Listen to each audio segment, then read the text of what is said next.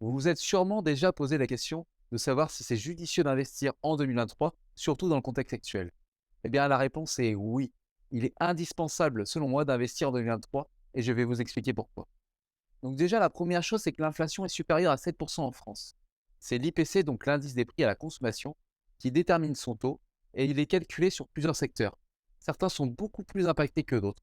Et je pense notamment au secteur de l'énergie avec le pétrole, le gaz et l'électricité, où l'augmentation est bien supérieure à 10% par an. Il y a aussi le secteur de l'alimentation qui a été beaucoup touché et la hausse n'est clairement pas terminée pour les prochaines années. Pour rappel, nous n'avions pas connu d'inflation aussi élevée depuis presque 40 ans. La dernière fois, c'était en 1985. Donc, on va prendre un exemple maintenant pour voir quel est l'impact réel de l'inflation sur votre épargne. On va dire que vous aviez 10 000 euros d'épargne début 2022. Donc, aujourd'hui, quelle est la valeur de cette épargne? Elle n'est plus que de 9 300 euros. En fait, vous avez perdu 700 euros de pouvoir d'achat en seulement un an. Et l'inflation, le problème, c'est que ça se cumule avec les années. Donc, si l'inflation continue sur les 4 prochaines années au même rythme qu'aujourd'hui, vos 10 000 euros de 2022 ne vaudront plus que 6 500 euros dans 4 ans. Et donc, vous aurez perdu 35% de votre pouvoir d'achat en seulement 5 ans. Certaines personnes se disent, peut-être je vais placer mes économies sur un livret A. Donc, en fait, c'est clairement une fausse bonne idée. Parce qu'en fait, le livret A rémunère à 3%, mais l'inflation est de 7%. Donc, en fait, vous perdez 4% par an. Je vais vous donner un exemple pour vous présenter l'impact de l'inflation sur le livret A. Donc, on va dire que Paul, il décide de placer 5 000 euros sur son livret A au 1er janvier 2023. Au bout d'un an, il aura 3% d'intérêt, donc en fait, il aura généré 150 euros. Donc, au total, il y aura 5 150 euros qui seront affichés sur son livret A. Sauf qu'en réalité, avec de l'inflation de 7%, il perd 360 euros par an. Donc, sur les 5 150 euros qui sont affichés, il ne lui reste plus que 4 789 euros.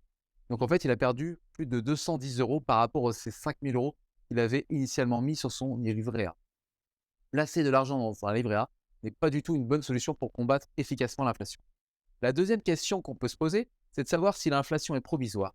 Certaines personnes politiques disent que ça va forcément disparaître, mais beaucoup d'éléments nous laissent penser que l'inflation va se poursuivre pendant plusieurs mois, voire pendant plusieurs années, notamment par rapport au prix de l'énergie.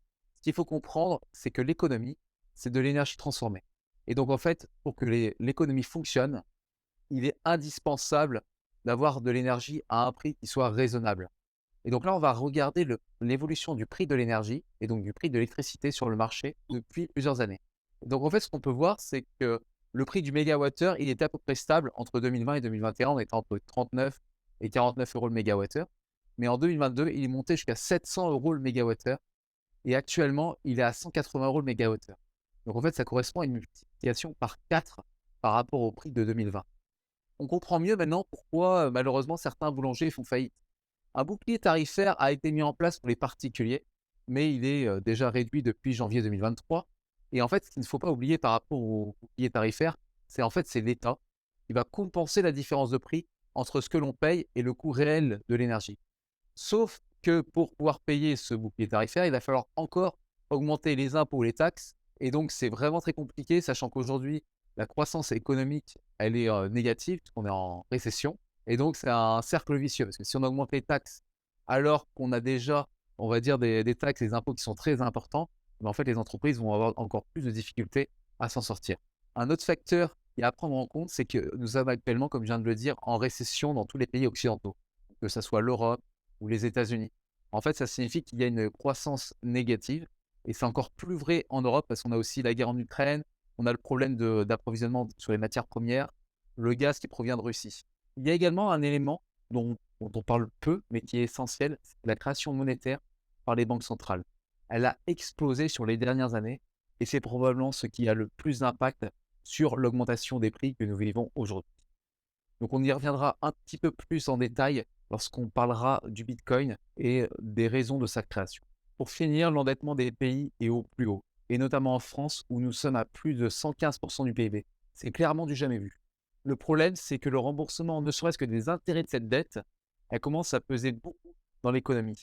Et surtout avec l'augmentation des taux d'intérêt que nous avons vécu dernièrement. Cela a commencé déjà à avoir un impact sur la valeur de l'euro, qui a perdu, ne serait-ce que sur les dernières années, plus de 40% de sa valeur par rapport au franc suisse et dernièrement par rapport au dollar, plusieurs pourcentages. Il y a 5 raisons pour lesquelles les personnes souhaitent généralement investir. Déjà, ce qu'il faut comprendre, c'est que si vous n'investissez pas entre l'inflation qui est extrêmement importante et l'État, avec les impôts et les taxes, vous devenez plus pauvre d'année en année. Donc la première raison, c'est généralement pour protéger et augmenter sa capacité d'épargne ou sa trésorerie en tant qu'entrepreneur. La deuxième raison, c'est pour alléger sa fiscalité.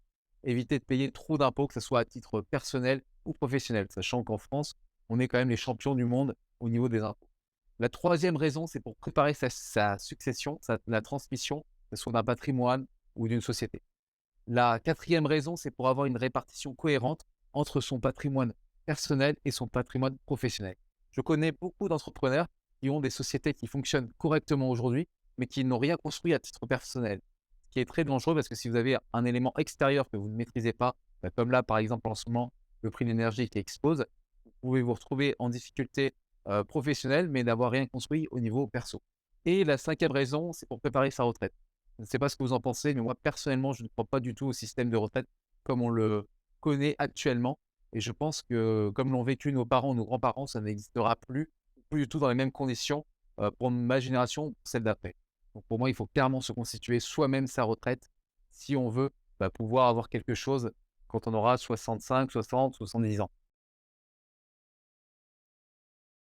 Nous avons vu qu'il était indispensable d'investir.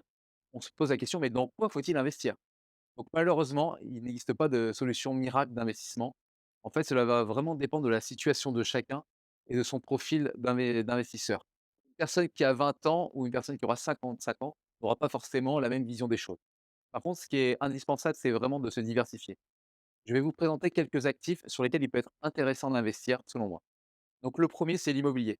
L'avantage de l'immobilier, c'est que ça permet de constituer un patrimoine pour le transmettre ou également des fois pour le défiscaliser. Mais vous pouvez constituer ce patrimoine grâce à l'effet de levier. En fait, c'est-à-dire que vous allez emprunter de l'argent à la banque et en fait, c'est les locataires qui vont rembourser votre emprunt. Donc sur cet investissement, on est sur un horizon de temps qui est généralement long terme. On ne va pas investir dans l'immobilier pour un an, on est sur plusieurs années et la rentabilité est entre 5 et 10 par an. Attention parce que les prix de l'immobilier sont très hauts dans certains secteurs. Donc vraiment faites bien vos recherches avant d'investir dans un secteur immobilier. Après, vous avez tout ce qui est métaux précieux, donc tout ce qui est l'or, l'argent, notamment physique. Là, c'est plutôt pour se protéger de l'inflation, en fait. Après, vous avez en troisième secteur, vous avez tout ce qui est bois et forêt. Donc on est vraiment sur un investissement long terme, conserve de la valeur et intéressant pour transmettre du patrimoine. On a également des investissements qui sont plus risqués, mais qui apportent plus de rendement. Je pense notamment au crowdfunding où en fait, vous allez financer des projets de personnes. Donc généralement, c'est des projets de promoteurs immobiliers ou de marchands de biens. Vous avez tout ce qui est placement financier en bourse.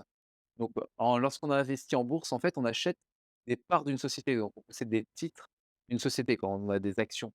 Donc là, on est vraiment sur un horizon de temps moyen ou long terme et un rendement qui est de l'ordre de 7 par an. Et donc enfin, il y a les crypto-monnaies. Donc là, on a des risques qui sont plus forts, mais on a des rendements qui peuvent être jusqu'à 700 en quelques années. On considère aujourd'hui que d'avoir entre 1 et 10 de son patrimoine, ça peut vraiment être intéressant de l'avoir dans les crypto-monnaies.